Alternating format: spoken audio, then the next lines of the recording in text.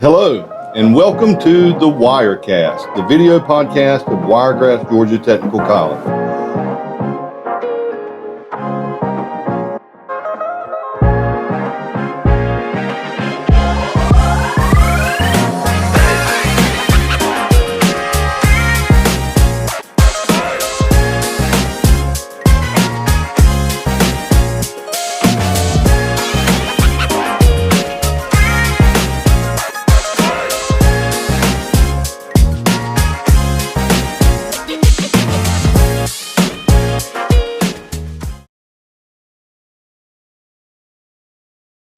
Welcome to the Wirecast. I'm your host, Michael Williams, and today it's my great honor to introduce our Vice President of Academic Affairs, Thomas Wesley.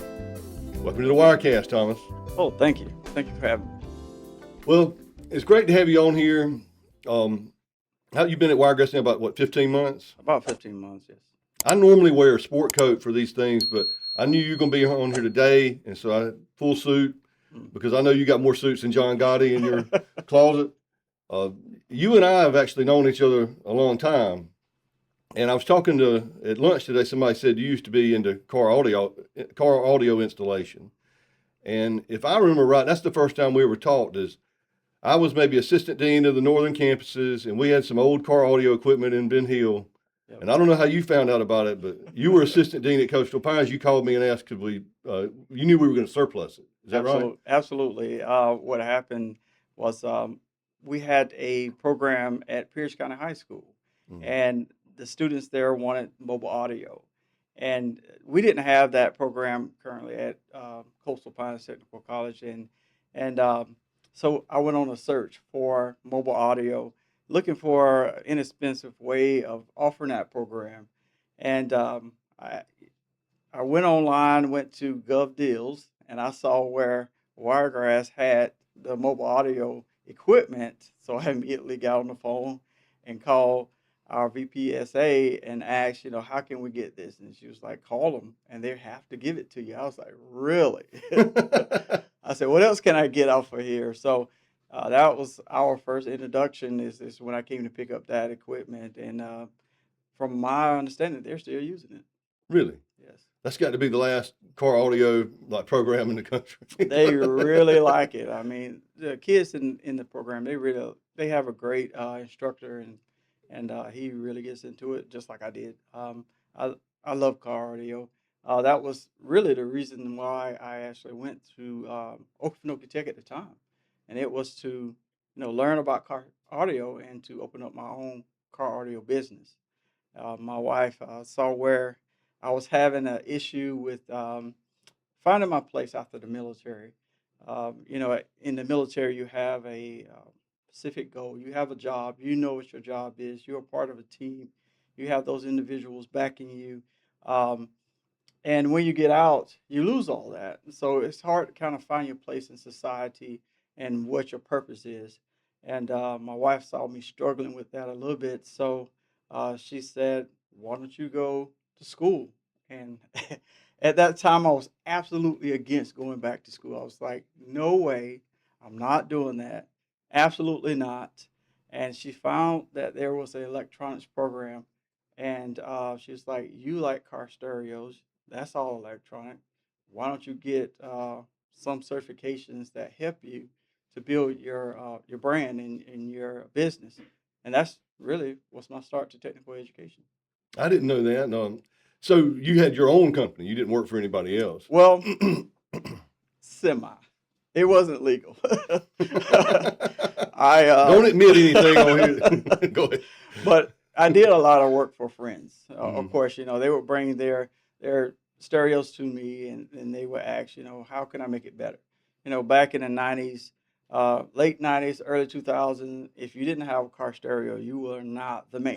Oh, yeah. And if you had one, of course, you got all the respect of everybody that didn't have one. Two 12-inch Sherwin Vegas in the trunk. At least two. You had at least 2 or 4 tens. You had to have that. And yeah, that's how I got into it. And really, my next door neighbor, he had this real terrible stereo system, and about every week it would break.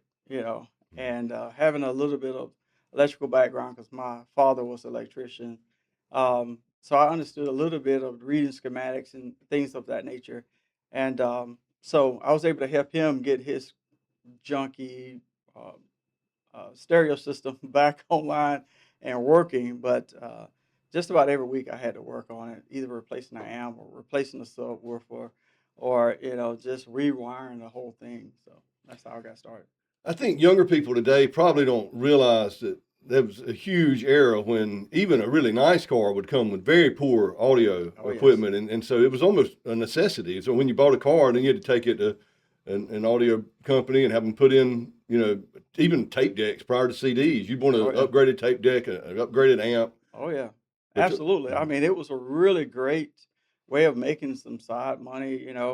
Um, just putting in what we call a head unit. Put in a head unit. Mostly it would run you about, even back then, about $150 just to get that installed. mhm. Because at the time they didn't have the wiring harnesses that we have now that make it easy. Of course, you had to cut all the wires. You had to find which wire go to what speaker, and then wire it all back up. And hopefully, you got it right. Yeah, trial and error. Yeah, yeah. So it took a little bit more skill to do it back then, but now, I mean, with all the advancements of it, it's just really easy now. Well, I know a lot about your background, but I don't know a lot about your military service. Did Mhm. did you do anything with electronics in the military, or No, actually, in the military, I was military police. Believe it or I not. can believe it. Yeah. So that consisted of, I was stationed at FE1 Air Force Base, and that consisted of some gate guard duty and also missile field duty, to where you basically guarded the missiles, making sure that there was no um, individuals doing anything to try to launch one of those facilities or gain access to one of those facilities. Well, that's an important job. Yeah, it was really important, very humbling to know what your job was and how important it was, because you just didn't want anybody to access that facility, that base, because of what was stored on the base. And you definitely didn't want them to access one of the launch facilities. Well, how long did you serve? And thank you for your service. Hmm. I know you're a big proponent of veterans, and we've been working on stuff together to Yeah. help benefit veterans here at Wiregrass. But how long did you serve? I did 4 years, Hmm. and I wish I would have done more, but you get to a point in your life to where you want to do something different, Hmm. and I thought I wanted to do something different, but when I got out, I didn't realize, I didn't know, I didn't have an idea or a clue what I wanted to do. So it took a little while for me to research and to get courage enough to try something else. Well, so I guess you completed your entire. You didn't just get car audio at Okefenokee Tech. You got electronics. Was it an associate degree or a diploma in electronics? Well, I started out, well, they didn't have an associate degree in electronics at the time. Mhm. I started out with the electronics fundamentals, and I Mhm. went through electronics fundamentals. Actually, a funny story about the electronics fundamentals was, after the second class, which is AC, alternating currents. Mhm. I told my instructor, my mentor, don't sign me up for any more classes because I'm not coming back. If it get any harder than You didn't this, like sine waves. I didn't like it at all. It was too much math. Mhm. I thought it was too hard. I knew I was just getting started, so the program was going to be a little bit harder than I expected. Um, but he was smart enough to tell me. He said, "What I'll do is I'll register you for next semester, and if you decide that you don't want to do this, just don't come back, and we'll drop the classes." So I went home. I was frustrated, and mainly because I didn't do as well as I thought I should have done on the class. I made an A in the class, but I was, You at wanted that it to be time, I was a easy. perfectionist. You still are. I wanted a 97, 98 Mhm. grade, but it was more closely to a 90. And it was one test that actually brought my score down, and it was the final test, and that's the reason why I was having that issue. And so he signed me up for classes. And of course, when I went home and I told my wife I'm not going back, that was a conversation that I don't want to have again. But she encouraged me to continue. And I'm glad she did, because it without her encouragement, I wouldn't be where I am today. And that's for sure. But I went through the electronics fundamentals, and while going through the electronics fundamentals, one of my friends, longtime friend, taught me into biomedical electronics, and I really didn't know what biomedical electronics was. And the program was biomedical electronics instrumentation. And one day there was a medical lab instructor, and she was getting some dialysis machine in her lab, hematology machine in her lab. And I went to the lab to see the guy install it. Mhm. And he told us about the career field and how well it paid and how interesting it was. And from that point, I was hooked. And so I went through that specialization in the electronics technology program. So I went through the fundamentals and the technology. I finished with biomeds, and right out of college, I got hired on at Coffee Regional Medical Center, and started the biomed. Got hired on as a biomed tech, and I was working there.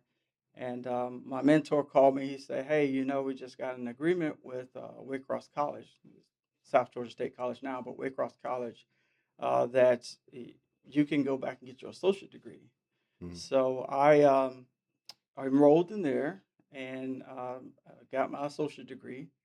And then I was hooked on school. I was like, all right, let's see what else I can do. So I went to American Intercontinental University and I got my bachelor's degree.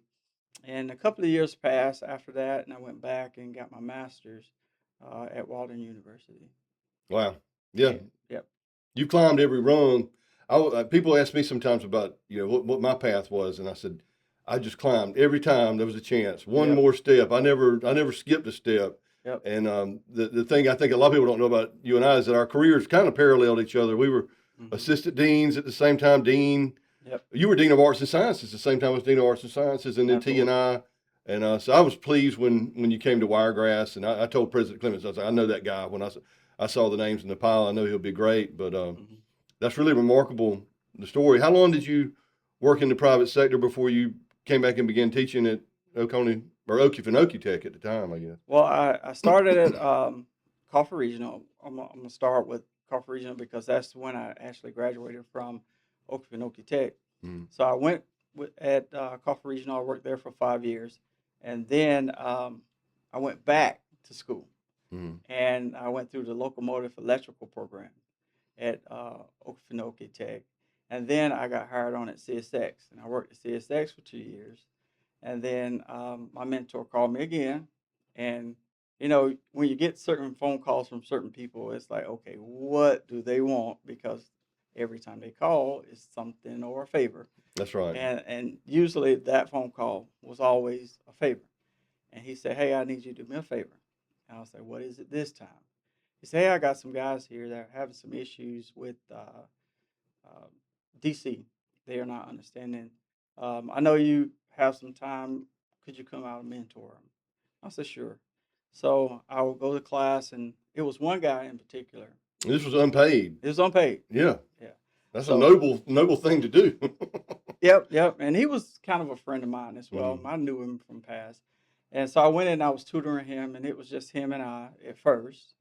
And then the next day I came back, and it was him and two other people. By 2 weeks into it, it was classroom for everybody. I mean, every seat in the classroom was full, and it was like, "Hey, can you teach me this? Can you show me this?"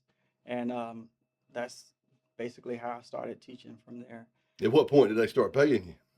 Well, not until they hire me. I don't even think they knew I was there. But when my mentor decided to take a job at Southern Company as an engineer, he called me. He was like, "Hey, I'm leaving. I'm going to Southern Company, and I would like for you to apply for this job." I was like, "I'm no teacher." It I'm sounds like you're a natural born teacher. If you got a room full of students that came in there voluntarily to hear you talk. Well, that's what he said. You're a Mm, natural teacher, and I was like, my wife is a school teacher, mm. and I know all of the things that go into teaching and the responsibilities at that time, and I was like, "There's no way I'm gonna do this." However, he asked me as a favor. I say, as a favor to you, I'll apply. And I applied. And of course, like here, when you get uh, you apply for a job, you have to do a presentation, you have to do a lesson. Mm-hmm. And I did the lesson, and everybody in the room was like, "Wow, I learned something today." And I was like, "Okay, what did you learn?" And they was able to regurgitate some of the stuff that I had told them, and I was like, "Well, maybe I can teach." And that was my first um, thought that maybe I could be a teacher.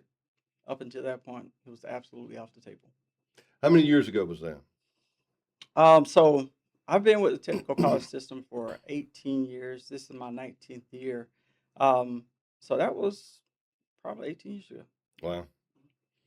Well, like I said, you've been here maybe, is it 15 months now, or 15 months. yeah, was it October 2024? November 18th of 2024. Okay. Mhm. I feel like you've already made a big impact. You want to? I mean, you've definitely got a vision, and I feel like I share your vision, and I'm glad you're always thinking a few steps ahead about what programs are going to be necessary in the future. You want to talk a little bit about some of the things you've done? Well, my slogan is to make Wiregrass great again. But I remember when Wiregrass had some programs that were really robust. Of course, telecommunications was one of them. Industrial systems was another one. And from afar, I was able to see those programs and how well they did, and was able to work alongside some of the individuals, mainly one of the guys that I worked with at Coffee Regional Medical Center had went through the industrial systems program Do at I know him? Wiregrass. His name is Darren Schrouder. I've heard that name, but I don't think I know it. And he works there at the hospital. He's biomed tech there at the hospital.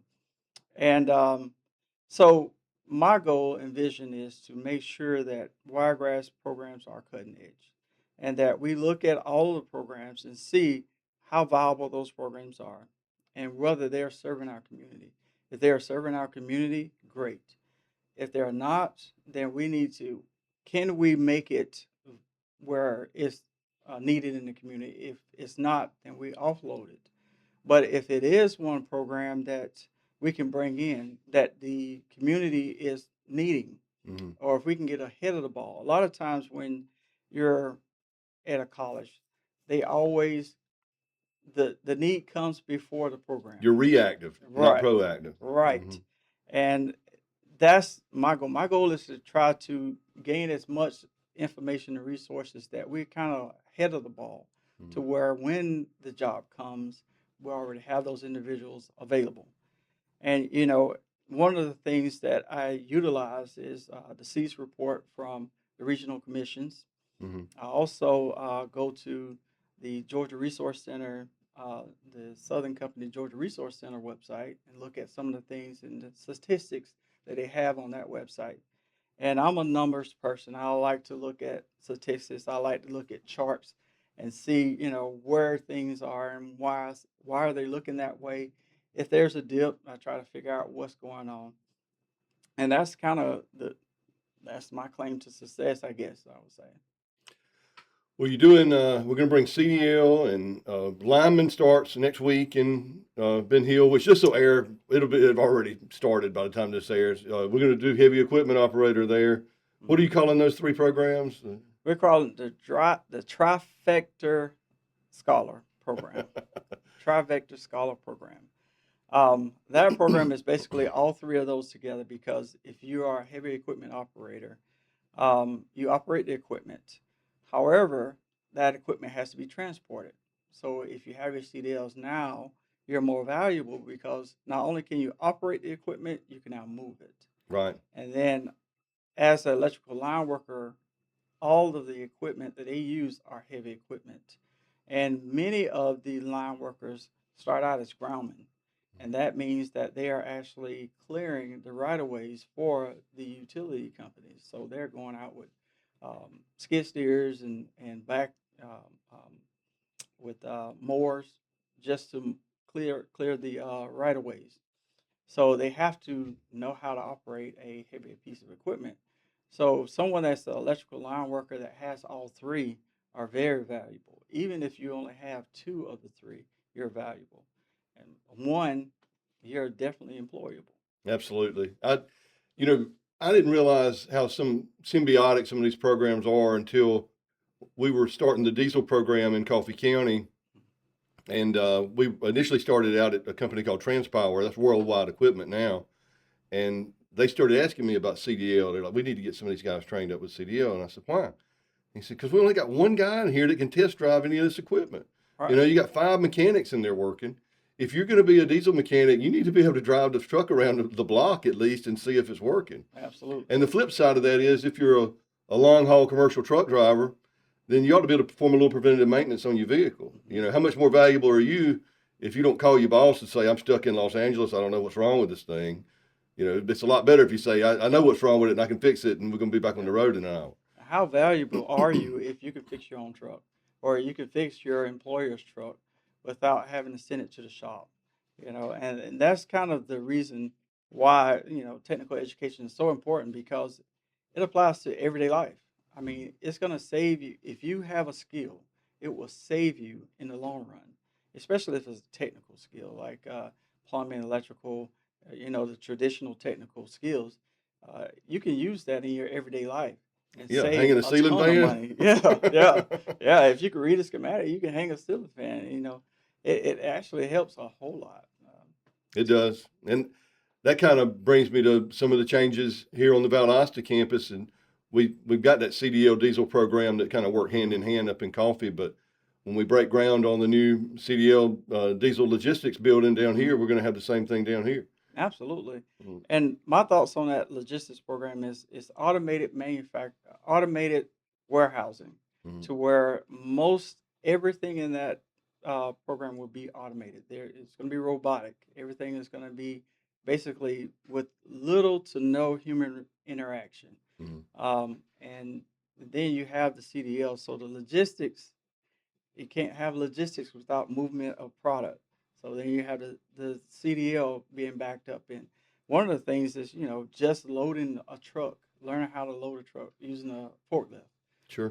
That is a skill in itself. A lot of times you got to know, you got to chalk the truck, you got to, you know, have the truck backed up to the gate, uh, put the lift gate into the truck, and then, you know, drive the forklift in, and then stacking the boxes or putting the pallets in. You can't just put the pallets in. It's a certain way you put the pallets in to make sure you get full capacity of the trailer. So it's a lot that goes into it. Just, you know, a lot of people think that's simple, and that's uh, something that doesn't take a lot of thought, but just loading the truck, it takes a lot of thought just to do that. Absolutely. And when we teach forklift certification, we're teaching safety, just Hmm. basic how to operate the vehicle. We're not Hmm. teaching all of that. That's a very skilled trade. Right.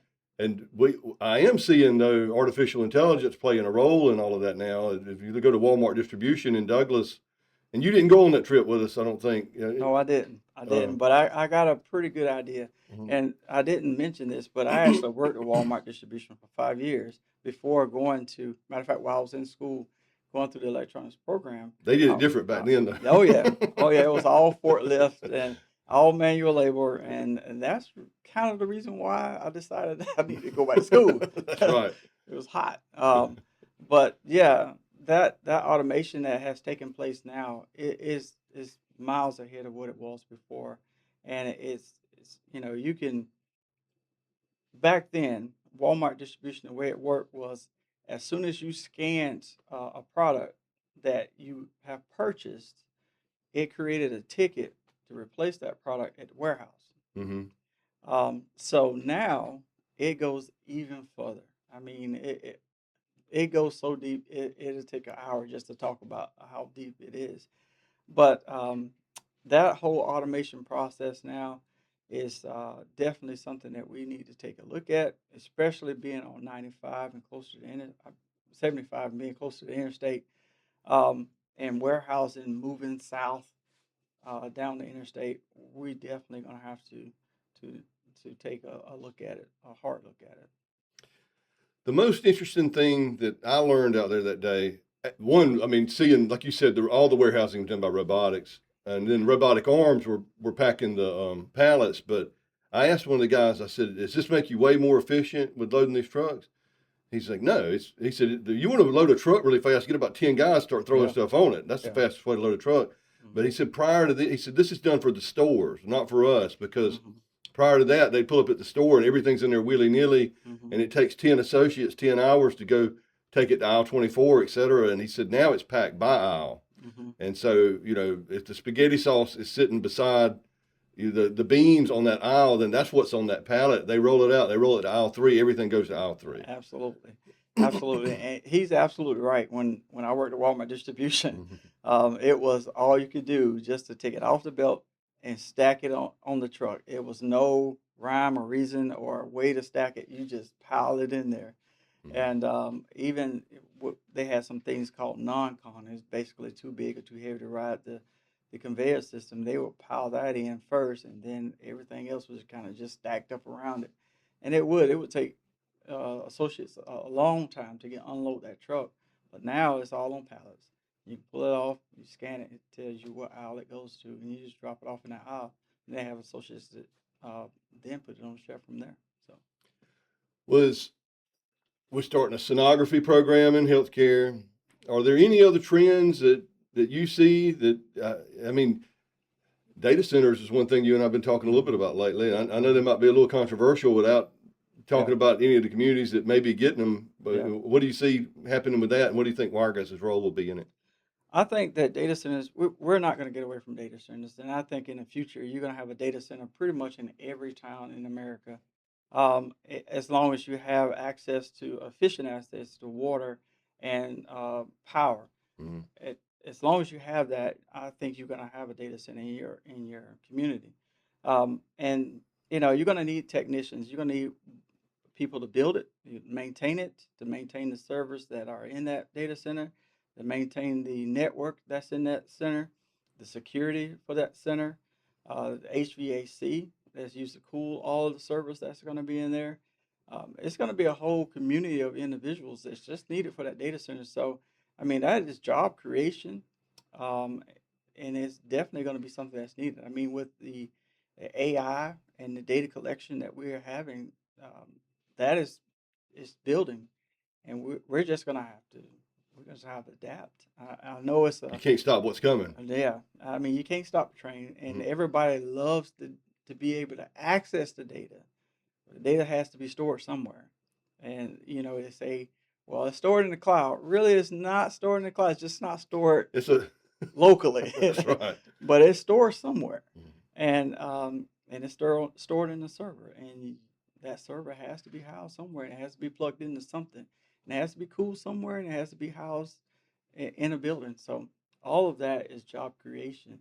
So we need to get ahead of the game and create those individuals that will be ready to go to work, building those data centers, maintaining those data centers, and hopefully some of the stereotyping about data centers and noisy and increasing the power and that kind of thing, or taking away the power from the cities, will be minimized.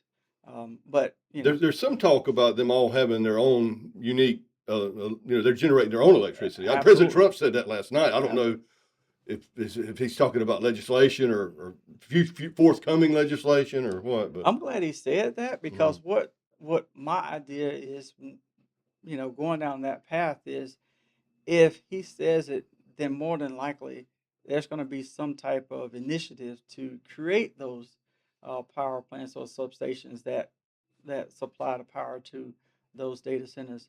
And with that, again, that is job creation, because we're talking electrical line worker. Well, how do you build a substation? That's right. You got to have some individuals for that. So it's all workforce development and creation of jobs. So I'm all for it. Some people are talking about that's going to be the replacement for the pulpwood industry, is that these are going to be wood burning electrical power, mini power plants, and that you're just going to throw what we used to make paper out of, into the furnace. And I think that's more of the older technology. We're going to have to come up with some newer technology. And you have Vogel 3 and 4 and 5 and 6.